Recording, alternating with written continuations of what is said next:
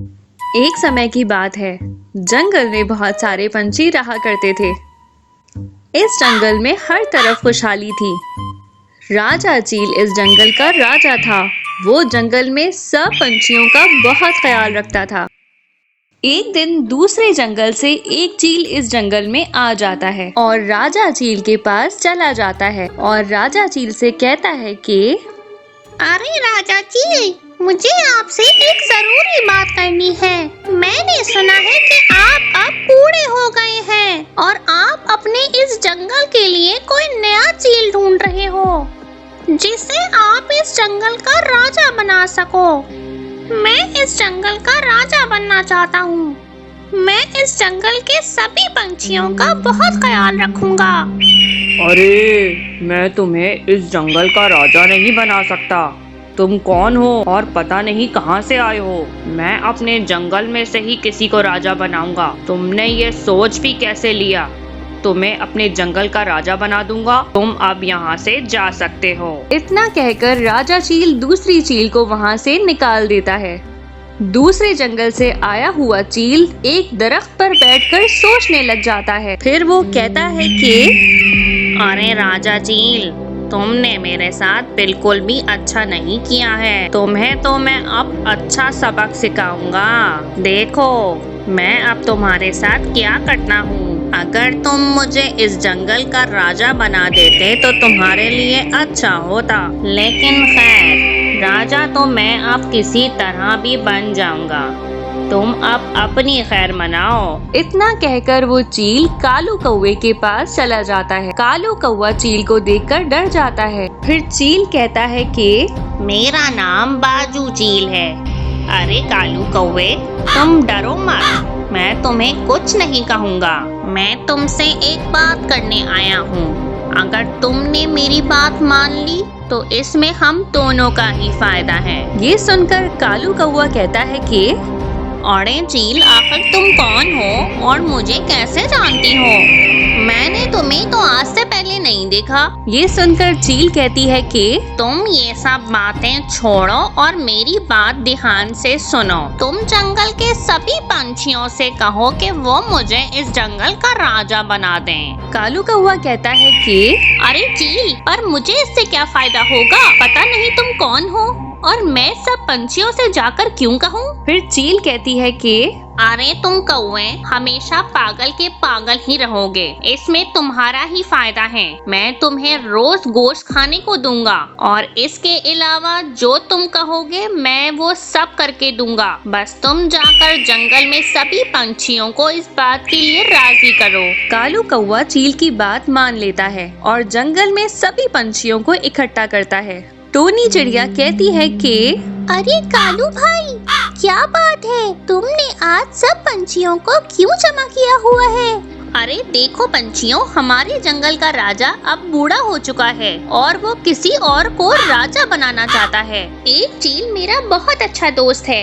वो चील बहुत ही अच्छा है। मैं चाहता हूँ कि हम सब पंछी इस चील को अपने जंगल का राजा बना दें। अरे लेकिन कालू भाई, राजा चील जिसको भी इस जंगल का राजा बना दें, हमें कोई ऐतराज नहीं। भला वो हमारी बात क्यों मानेंगे? अरे जब हम सब पंछी इस बात पर राजी हो जाएंगे तो राजा चील भी हमारी बात मान जाएंगे। बस हम सब मिलकर अभी राजा चील के पास जाते हैं।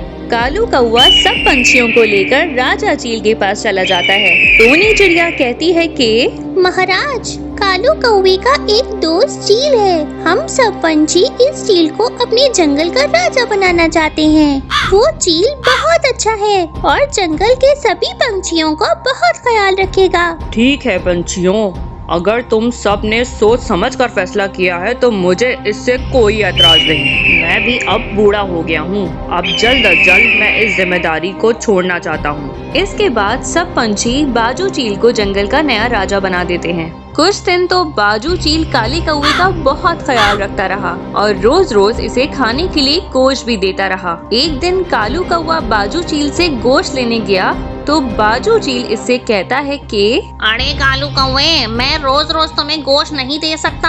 आज के बाद तुम अपना बंदोबस्त खुद करो और कल मेरे पास गोश्त लेने मत आना। अरे बाजू चील, तुम कितने खुदगर्ज हो। अब तुम्हारा काम पूरा हो गया तो तुम मुझे साइड पे कर रहे हो। तुम इतने सुस्त और काहिल हो, जंगल का कोई भी काम नहीं करते हो। जंगल के सभी पंछी मुझे बातें सुनाते हैं क्योंकि उन्होंने मेरे कहने पे तुम्हें राजा बनाया था। अब तुम मेरे साथ ऐसा कर रहे हो, तुम अच्छा नहीं कर रहे। अरे जाओ कालू कौवे जाओ, तुमने जो करना है कर लो। तुम अब मेरा कुछ नहीं बिगाड़ सकते हो और कल मेरे पास गोश्त लेने के लिए मत आना। फिर कालू कौवा उदास होकर सब पंछियों के पास चला जाता है। अरे कालू कौवे, ये तुम्हारा कैसा दोस्त है जिसे तुमने राजा बना दिया? ये तो बहुत ही काहिल है और हम सब पंछियों का कोई भी काम नहीं करता। और तो और कालू कौवा, तुम्हारा ये दोस्त सारा दिन महल में बैठकर बस खाना खाता रहता है। हम पंछियों का कोई भी मसला हल नहीं करता। तुम्हारा तो वो दोस्त है ना, तुम जाकर इससे बात करो कि अब राजा बन गया है तो इसकी जिम्मेदारी भी पूरी करे। तभी कालू कौवा उदास होकर कहता है कि अरे दोस्तों, मुझे माफ कर दो, मैंने तुम पंछियों से झूठ बोला था। वो चील मेरा कोई दोस्त नहीं था। इसने मुझे लालच दिया था कि मैं अगर तुम सब पंछियों को इसे राजा बनाने पर मना लूं तो वो मुझे रोज गोश्त का भोजन देगा।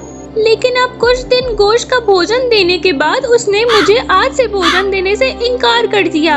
अब वो अपनी बात से मुकर रहा है। इसका मकसद इस जंगल का राजा बनकर ऐश करना था, इसीलिए तो अब वो अपने मकसद पूरा करने के बाद ऐसा कर रहा है। अरे कालू भाई, हमें आपसे ऐसी उम्मीद नहीं थी। हम सब पंछियों ने तो आपको दोस्त समझकर आपकी बात पर यकीन किया था। आप आज से हमारी दोस्ती खत्म। तुम आइंदा हमसे बात भी मत करना। फिर नीलो चिड़िया कहती है कि अरे पंछियों, हमें इसका कोई हल निकालना होगा और बाजू चील को इस जंगल से निकालना होगा। मैं अब तुम सबको एक योजना बताती हूँ। फिर नीलो चिड़िया सब पंछियों को एक योजना बताती है। अगले दिन कबूतर बाजू चील के पास जाता है और कहता है कि अरे बाजू महाराज, हम सब पंछियों ने इस जंगल में एक पार्टी का एहतमाम किया हुआ है। मैं आपको इस पार्टी की दावत देने आया हूँ। आप वक्त पर आ जाना।